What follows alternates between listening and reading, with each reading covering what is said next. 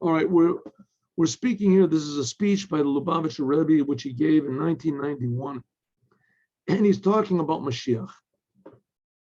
And he's explaining that one of the main things of Meshiach is Torah. If you look in the Maimonides, right in the end of this massive work that the Maimonides did, 14 books of all the laws of the Torah. If you look over there, you'll see that he gives the criteria of Meshiach, and the whole main thing of the Meshiach is the Torah. And then he'll know the whole Torah, including the secrets of the Torah, and especially the what's called the oral Torah, the Talmud. And he'll teach the whole Torah, and he'll teach all the Jews know the Torah, and then it'll fill the world with the knowledge of the giver of the Torah, of God. So it says in there's a sentence in Isaiah, and it's interpreted in the Midrash that Meshiach is going to give a new Torah. I'm summarizing what we learned. Meshiach is going to give a new Torah.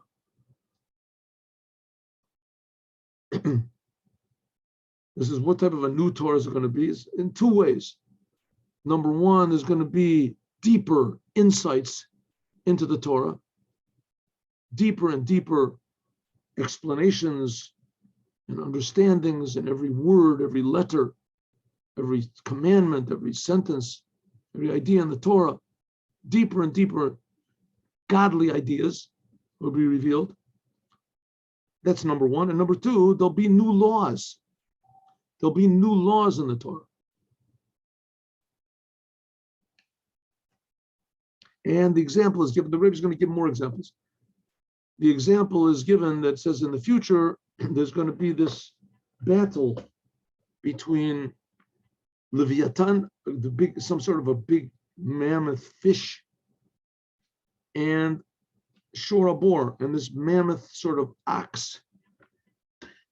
And the fish is going to slaughter the ox with its fin and give this food from the ox to the tzaddikim, to the righteous people.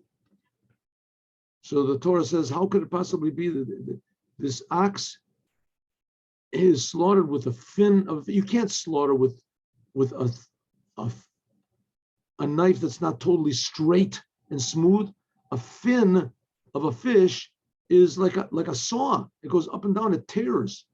That's forbidden. You can't do that. So it says, oh, Mashiach is going to make a new Torah. Torah Chadasha. It's going to be a new Torah.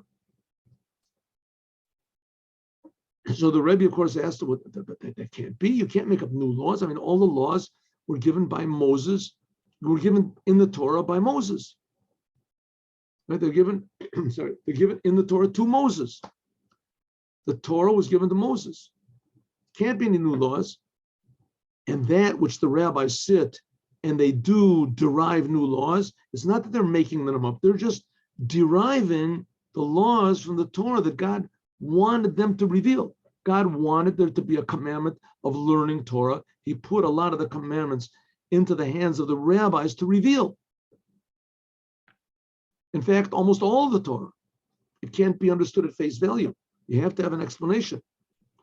And God purposely made it that way so that the rabbis, proper rabbis, would, in the course of generations, they would reveal, they would pull out these ideas from the Torah using the principles that God gave Moses on Mount Sinai. And it says, okay, good. So the rabbis did that. So what do you have to have Meshiach to reveal new Torah? What does that mean? So because there's some ideas that are so deeply hidden in the Torah that only God can reveal it, and he'll reveal it to the Meshiach, because the Meshiach will be a big prophet. He says, but one second, how did this word prophet get in there? The Torah is, Moses was the last prophet. The only prophet regarding the Torah. That's it. If any prophet comes up afterwards and says, listen, I have new ideas from God, you don't listen to him. In some cases, you even have to kill him. There's only unusual cases where a prophet can come along and say, listen, just one time, right? we're negating one law of the Torah. Unless that law is idolatry, or then you have to listen to the prophet. So the Rebbe says like this. There's going to be, the new Torah means that God is going to reveal such deep ideas that are hidden in the Torah that they cannot be revealed in a normal way. They can only be revealed to a person is a great prophet. That's it. It's not new ideas. It's not really new, but it's new in the aspect that it was totally unapproachable by any human mind, these ideas. And God has to reveal it to a great prophet. And that's what the Meshiach is going to be. He's going to be a great prophet, and he'll be able to reveal these new ideas. And it's not like some big new idea, like God's going to tell everybody, you don't have to do any commandments anymore, or Shabbos is now on Tuesday or something. No. What's the new law he's going to reveal? That it's okay to slaughter, to eat from this great ox that fought with the big fish, even though it was slaughtered with the fins. That's the big thing of the Meshiach. That's the law he's going to reveal. There's other small, we'll see other examples also. That's so important. I mean, that's what we're waiting for Meshiach. The Rebbe will explain. Like we explained before, the importance of the Torah. But not only that, the Meshiach is going to be a great wise man. He'll be wiser than King Solomon, and he will explain these new laws to the high court, to the Sanhedrin. And the Sanhedrin, they will agree with him. Why? Because in those days, human intelligence will also be increased, especially the Jews. The Jews will know deep secret things like Abraham did. They'll understand deep secret ideas. So the Meshiach will be able to explain to them logically these commandments. So the Meshiach will be a big prophet, so he'll be able to receive these new ideas that were hidden deep in the Torah. And he'll also be tremendously wise. This is all the language of the Rambam. Tremendously wise, so he'll be able to explain these ideas to the high court, and the high court will make it that's a law. Good. Let's go. Here we go. Zion. We can explain this by explaining how you can change the laws of the Torah. I just want to make sure. Yeah.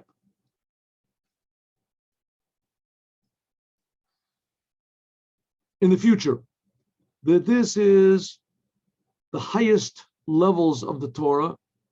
Let's explain this again. We just gave one example about this slaughtering of this ox. Here, let's give another example. Argument between the school of Shammai and the school of Hillel. Remember, that's what we're learning now in Pirkei Avot. It says in the Gemara, in the Talmud, here in Eruvin, Talmud in Eruvin, it says that 3 years, where is this? Oh, that for 3 years, Nechlachol Beit Shammai, Beit Hillel. Shammai and Hillel argued. Before Shammai and Hillel, there were no arguments. Rabbis would just give over what they learned, and everybody would accept it. But as the Jewish people sunk more and more into ignorance, so there started to be the only way you could refine this ignorance was that God made it that there were arguments in the Torah, and the Torah that was refining all these different opinions. Refining. Okay. Shalom. So it says, listen to this. So there's an argument between Beit Shammai and Beit Hillel. These were saying the laws like them. These were saying the laws like them. There came a voice from heaven, and it said, listen to this. Elu ve'elu divrei Elokim Chaim. These both opinions are the words of the living God.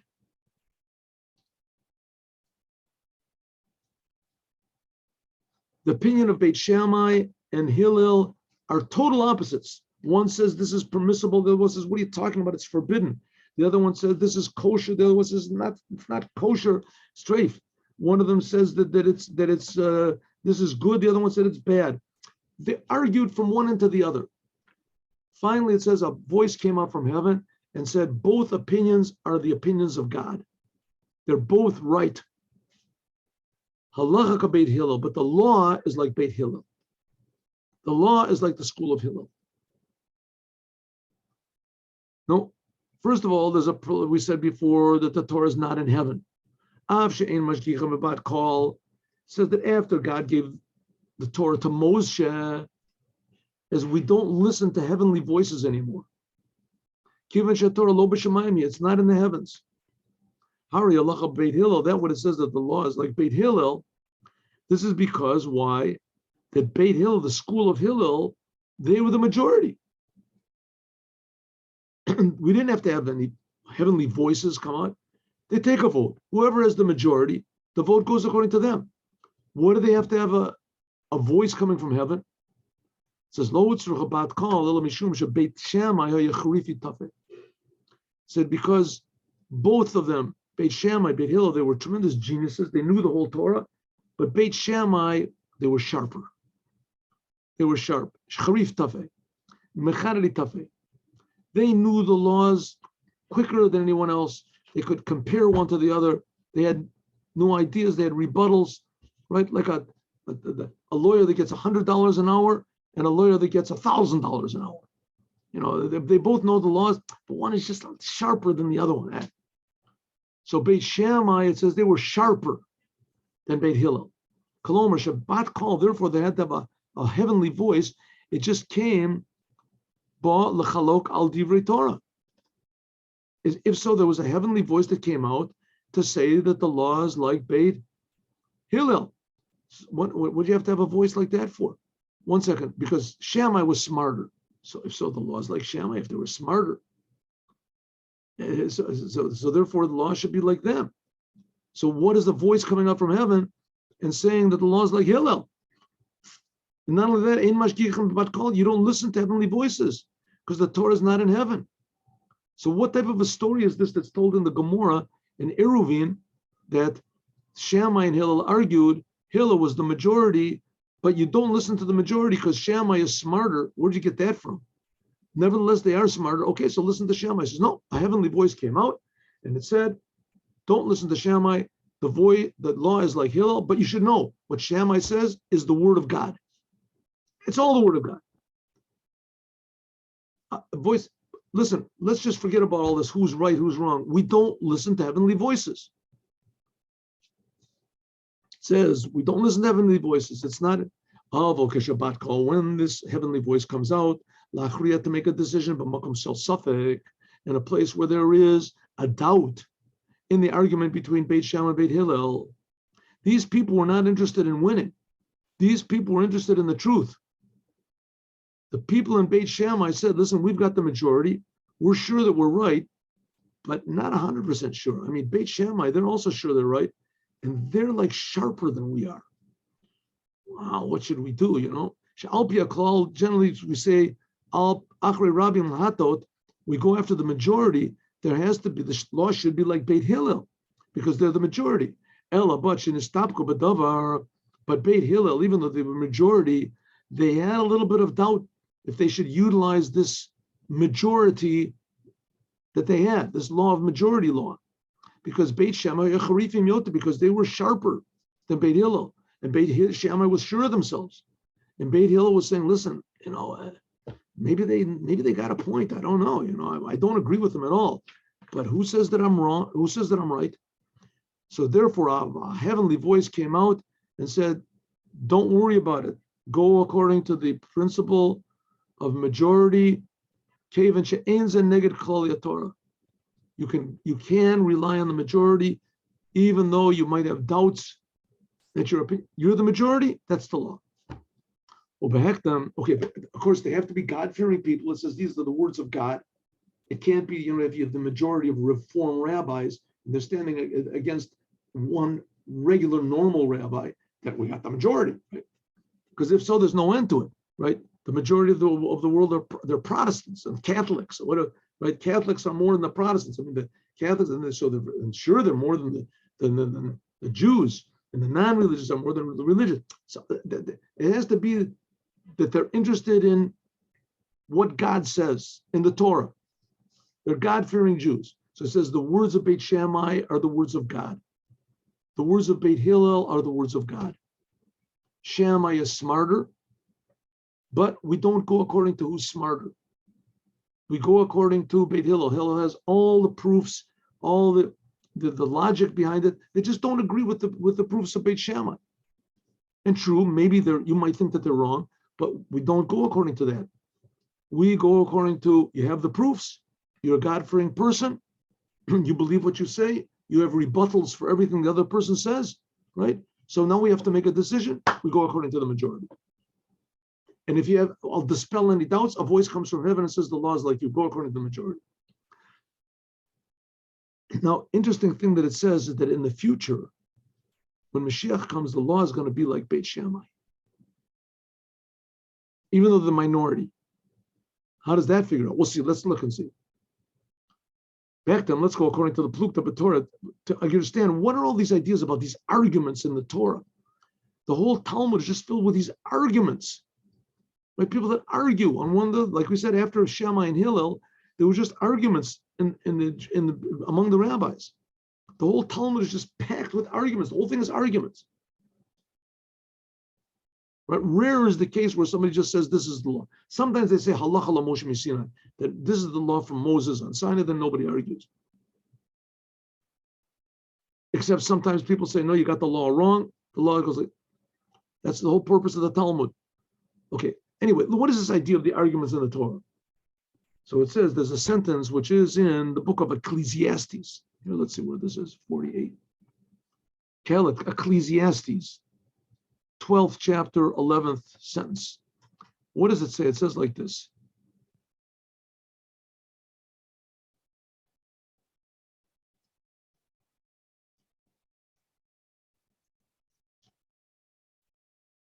Divrei chachamim kedarbanus.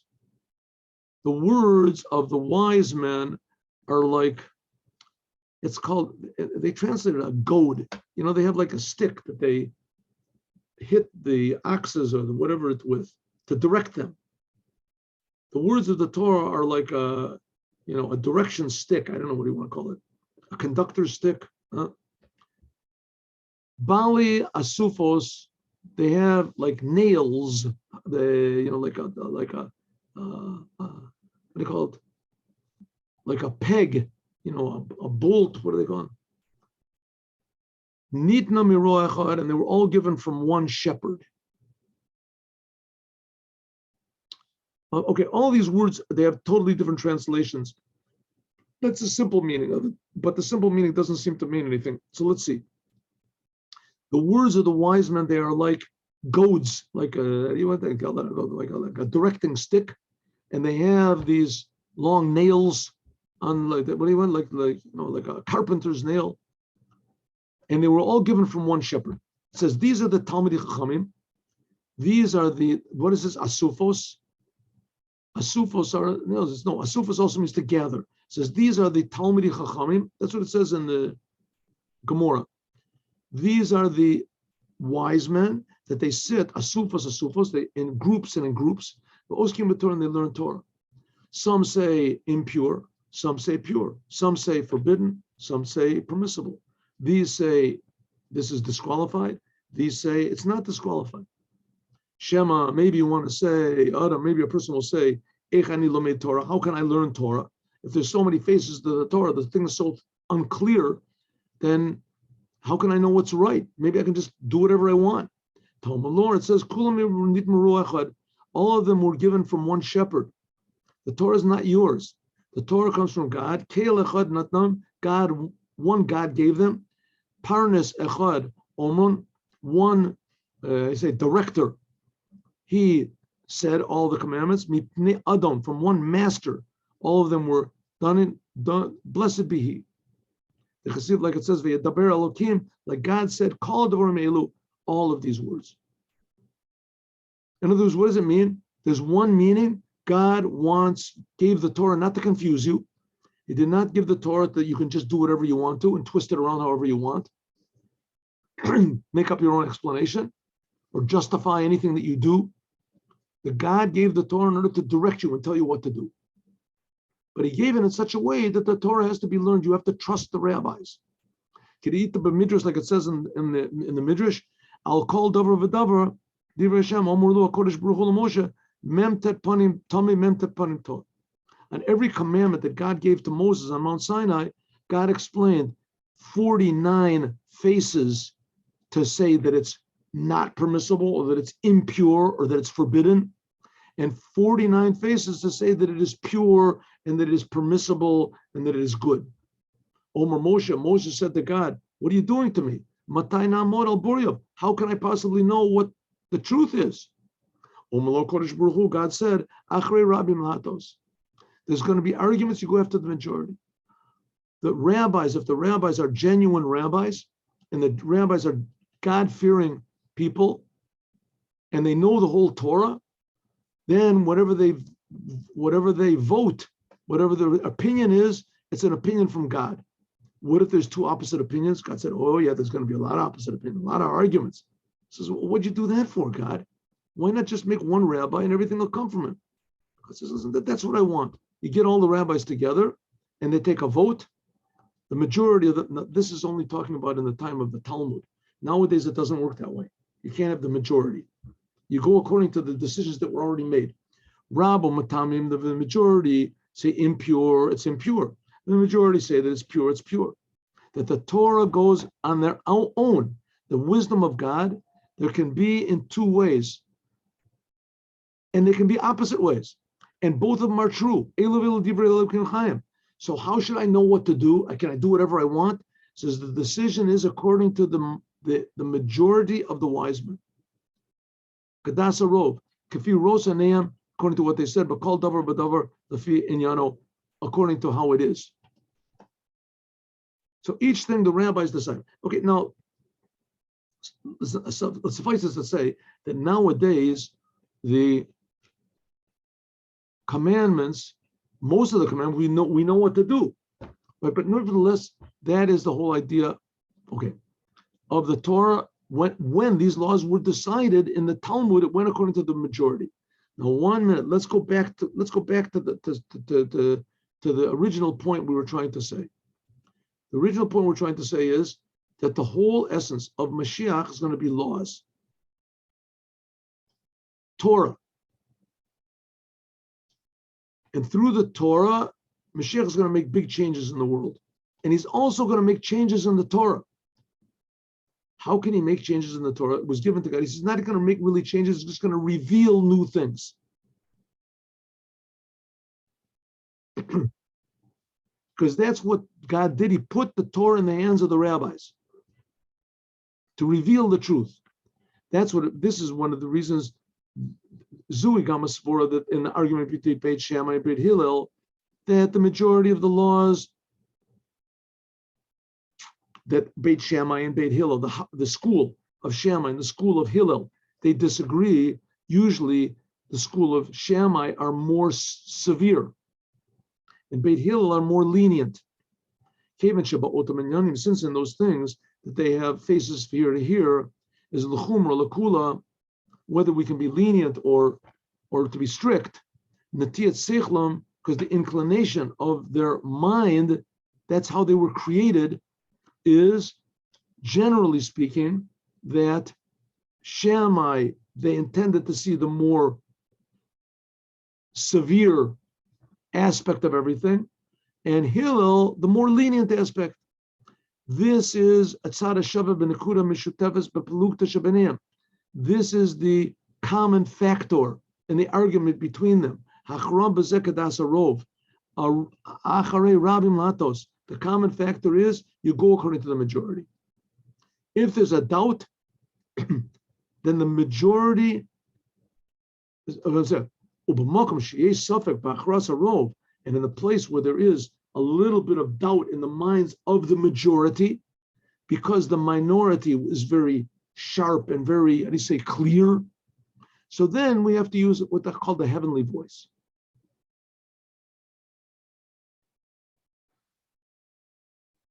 Okay, just a little bit more. This whole idea that the law is like Beit Hillel, because they're the majority, and in fact it says that when there's an argument between Beit Shammai and Beit Hillel. It says that there's no contest. The law always goes according to Beit Hillel. This is only now, but in the days of the Meshiach, the law will be like Beit Shammai. Oh, how can the Meshiach make, well, he's going to make the majority is going to be Beit, no, the minority will be Beit Shammai. And the law will be like him. 1 second, so then the law is going to change. It won't go according to the majority. No, it will go. We'll see how it works. How could it possibly be? We're just going to do one more line and we're going to leave this to tomorrow. Later on, we can see the explanation is that since that the law is like Beit Hillel, and this is the majority, how could it possibly be that you can change it to Beit Shammai? The law was already decided by the majority. This is Hepech, this is the opposite of the general principle, which we said was our hope to clarify the Torah was you go after the majority. How can we say that Meshiach will make the laws like Beit Shammai? It says that the law of Beit Shammai will be after the Beit Din Agedol b'Yerushalayim Yamdo Leminyan v'Das Harov Lil Beit Shammai. This is very simple. That Meshiach will take all of these arguments between Beit Shammai and Beit Hillel, and he'll take it to the high court in Jerusalem. And these people, high court in Jerusalem, they'll have minds like no one ever had minds before. They'll have IQs of a million.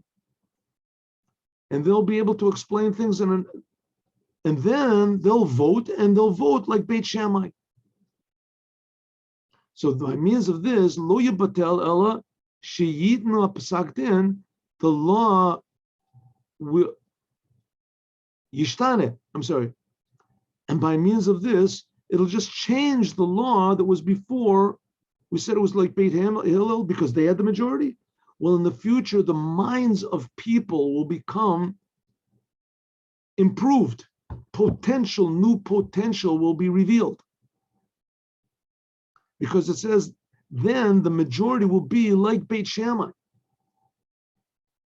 Okay, we'll have to leave this till tomorrow, but let's just say one small point. The reason that the law is not like Beit Shammai now is not just because Beit Shammai is the minority. The reason that Beit Shammai is up to now has been the minority is because Beit Shammai saw the way things should be ideally.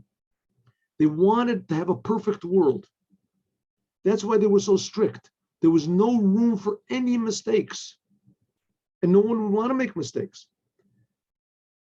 Everyone would be only interested in doing what God wants. And everybody, like we just said in the giving of the Torah, will be pulled by the holiness of the Torah. So therefore, easily the law can be like Beit Shammai. You can be as strict as you want. The stricter, the better. The more strict, the better. I want to do exactly what God says. I want to come closer and closer to God by doing what he says. You'll feel the pleasure of the commandments. Beit Hillel, the law is like Beit Hillel now because people don't feel this pleasure. And you have to be lenient with people. So you do what's true. It's not that you negate it. You do what's true, but you do it in the most lenient way. That's the way things go now because people can't take this severity. They can't take to be too exact. But in the future, people's minds will change. More potential will be revealed inside of people. Therefore, the potential, the hidden ideas in the Torah will also be revealed. And that will be why the law is like Beit Shammai. And that's the end of today's class. Let's learn Yom, and we'll continue this tomorrow. Pretty interesting, if you ask me.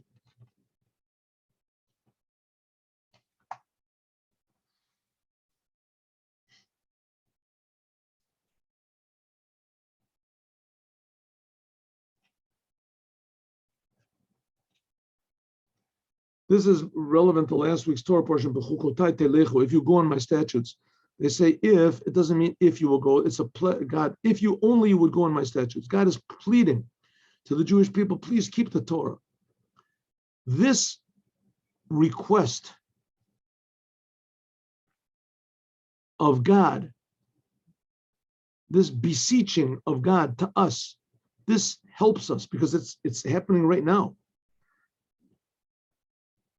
That God is begging for us to keep the Torah. This gives us power and ability to remain steadfast in his choice to do the good.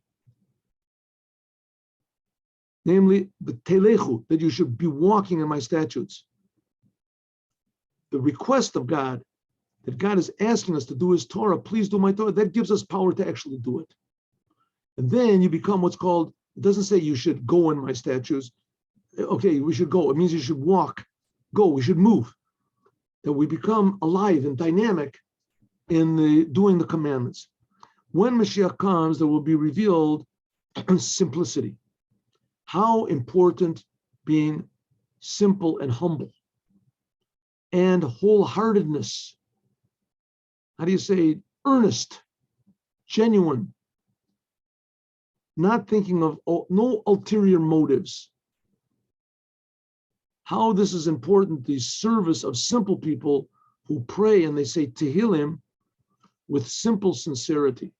The simple sincerity, this is the most important basis of Judaism. It's called the fear of God, the healthy fear, humility.